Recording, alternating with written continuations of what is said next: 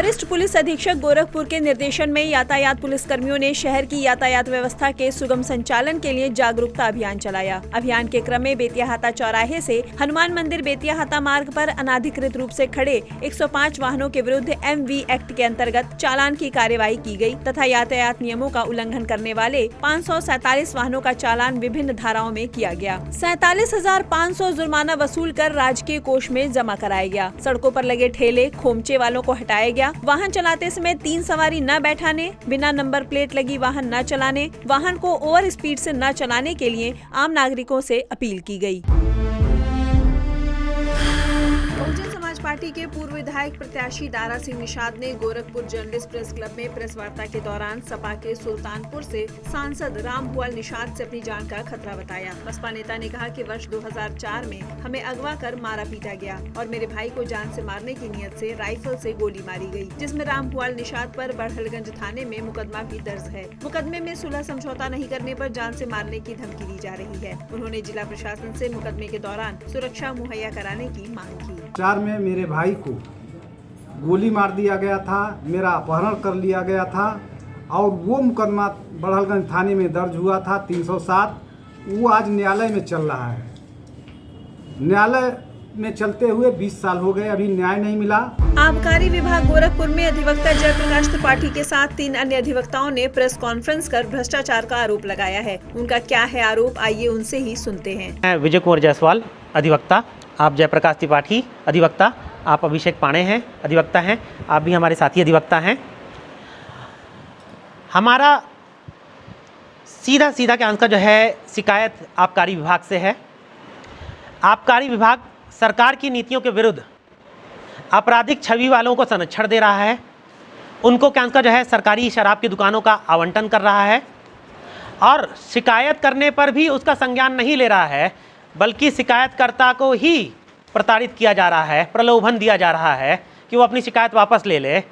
और जब शिकायत वापस नहीं ली जा रही है तो उस पर झूठी रिपोर्ट लिखा करके वो शिकायत को ही समाप्त कर दे रहा है। सीधा वो आपराधिक छवि वाले लोगों को क्या आंसर जो है संरक्षण दे रहे हैं।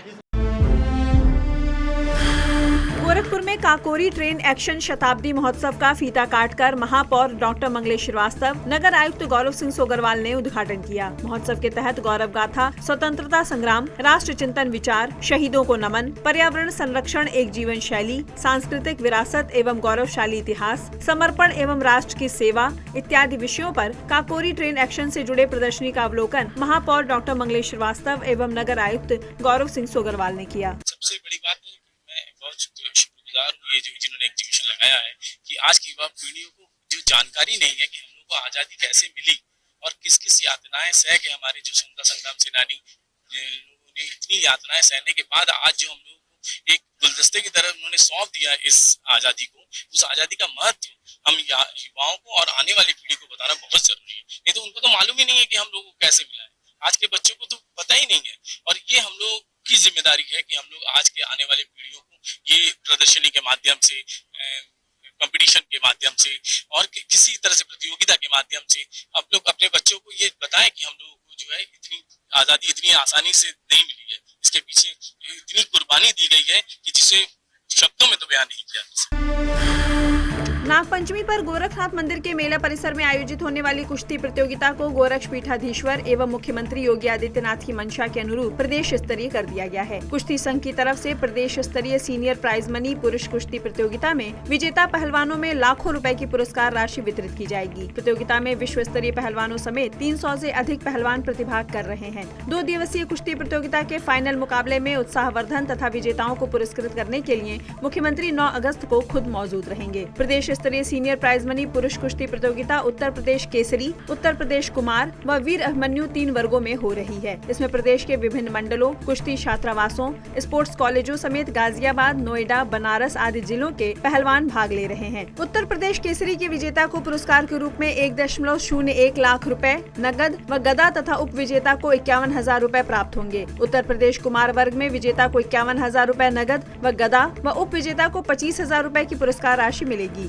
जबकि वीर अभिमन्यु का खिताब जीतने वाले को 51,000 रूपए नगद व गदा तथा उप विजेता को 25,000 रूपए का पुरस्कार प्राप्त होगा। कुश्ती प्रतियोगिता का उद्घाटन 8 अगस्त 2024 को दोपहर 12:30 से शुरू होगा।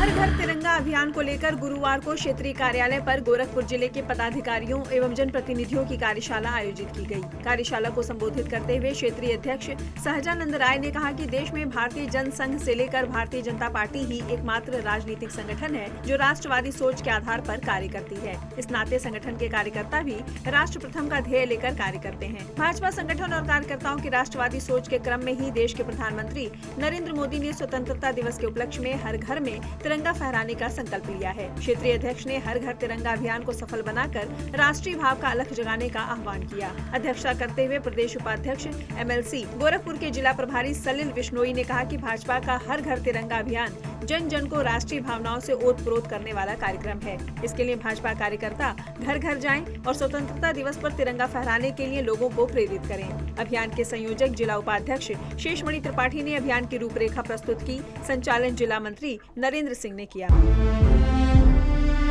क्षेत्रीय कार्यालय पर संयुक्त प्रेस वार्ता में भाजपा के क्षेत्रीय अध्यक्ष सहजानंद राय एवं प्रदेश उपाध्यक्ष MLC व गोरखपुर के जिला प्रभारी सलिल विश्नोई ने बताया कि प्रधानमंत्री नरेंद्र मोदी और राष्ट्रीय अध्यक्ष JP नड्डा के आह्वान पर हर घर तिरंगा अभियान का शुभारंभ 11 अगस्त से होगा। इसके पहले जिला व मंडल स्तर की संगठनात्मक तैयारी बैठक होगी। नेता द्वय ने बताया कि पार्टी नेतृत्व द्वारा प्राप्त कार्यक्रम के अनुसार 11, 12, 13 अगस्त को युवा मोर्चा कार्यकर्ता विधानसभा स्तर पर तिरंगा यात्रा निकालेंगे। 12 से 14 तक भाजपा कार्यकर्ता महापुरुषों की साफ सफाई व अमर बलिदानी स्मारकों पर स्वच्छता अभियान चलाकर वीर बलिदानियों को नमन व याद करेंगे। 14 अगस्त को विभाजन विभीषिका स्मृति दिवस पर जनपद स्तर पर गोष्ठी आयोजित होगी और मौन जुलूस निकाला जाएगा। इस दौरान भाजपा कार्यकर्ता जन जन से संपर्क कर स्वतंत्रता दिवस पर घर घर तिरंगा फहराने के लिए लोगों को प्रेरित करेंगे। प्रेस वार्ता में क्षेत्रीय मीडिया प्रभारी डॉक्टर बच्चा पांडे, नवीन एवं जिला मीडिया प्रभारी KM मझवार उपस्थित थे। देखिए, आप पिछले कुछ वर्षों से लगातार देख रहे हैं कि भारतीय जनता पार्टी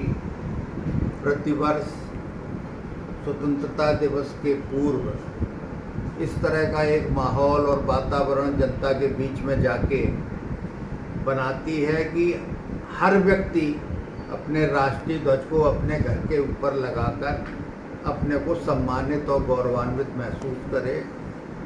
देश के प्रत्येक नागरिक, विशेष रूप से नौजवानों को अपनी राष्ट्रीय अस्मिता, राष्ट्र ध्वज, राष्ट्रीय भावना से ओतप्रोत करने का ये कार्यक्रम पिछले कई वर्षों से लगातार चल रहा है।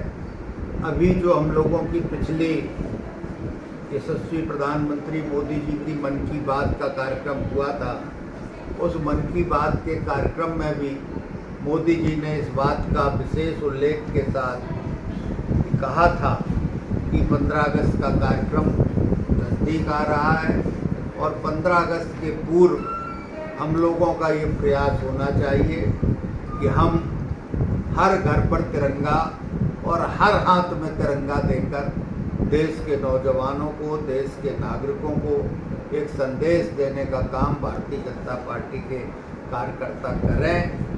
उसी के परिप्रेक्ष्य में हमारे संगठन ने, हमारे राष्ट्रीय अध्यक्ष नड्डा जी ने, हमारे प्रदेश के अध्यक्ष चौधरी भूपेंद्र सिंह जी ने और हमारे इस गोरखपुर क्षेत्र के क्षेत्रीय अध्यक्ष श्री सहजानंद राय जी ने सबने मिलकर एक कार्यक्रम तय किया है। उसी के तहत जैसे 5 अगस्त को हमारी प्रदेश की बैठक हुई, 6, 7, 8 अगस्त को हम लोग जिलों में बैठक कर रहे हैं और उसके बाद हम लोग 8, 9 में मंडलों की बैठक 9, 10 तक करेंगे। हम नीचे तक कार्यकर्ताओं को बूथ स्तर तक ले जाकर इस अपने हर घर तिरंगा अभियान को सफल बनाने के लिए संगठनात्मक स्तर पर अपना कार्य कर रहे हैं। उसी कार्य योजना के लिए आज हम सब लोग गोरखपुर जिले के कार्यकर्ता बैठने वाले हैं और इसके माध्यम से हम लोग एक संदेश देने का प्रयास कर रहे हैं कि भारतीय जनता पार्टी की राष्ट्रवादी सरकार बनने के बाद हम देश के नौजवानों को, देश के नागरिकों को राष्ट्रीय भावना से ओतप्रोत करना चाहते हैं। इसी के साथ साथ हम अपने महानगर में महापुरुषों की लगी हुई मूर्तियों के पास स्वच्छता का अभियान चलाएंगे। महापुरुषों की मूर्तियों की साफ सफाई करके उनके ऊपर माल्यार्पण करेंगे। उनकी मूर्ति को हम 15 अगस्त के दिन तिरंगे से सजाएंगे। हमारी महिला मोर्चे की महिलाएं एक स्कूटी यात्रा भी निकालने का प्रयास करेंगी और हमारे युवा मोर्चा एक तिरंगा यात्रा निकालेगा, जिसमें पूरी भारतीय जनता पार्टी के हमारे सभी कार्यकर्ता सहयोग करेंगे। हम 15 अगस्त के पूर्व ऐसा माहौल बनाने का प्रयास करेंगे कि पूरा देश तिरंगा में दिखाई देगा।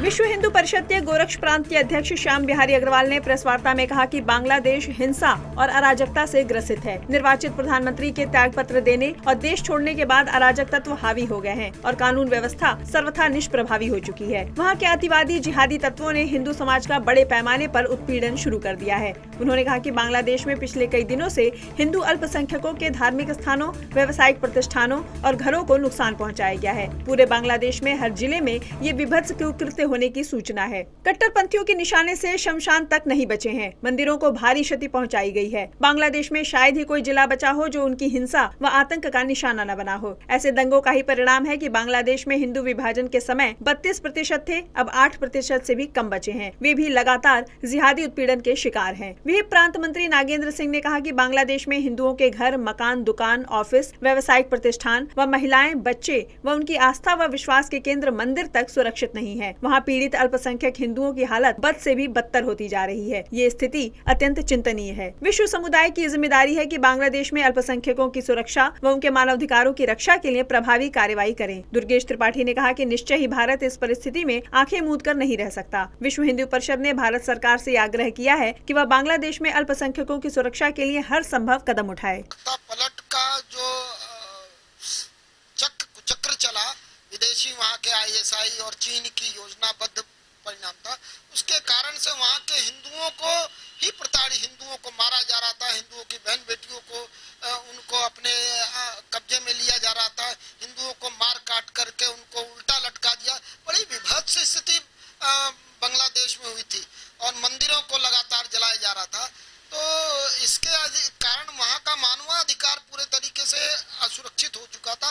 वहाँ पर मानवाधिकार की, हिंदुओं की बहाली हो, इसके लिए विश्व हिंदू परिषद ने देशव्यापी प्रेस वार्ता की है।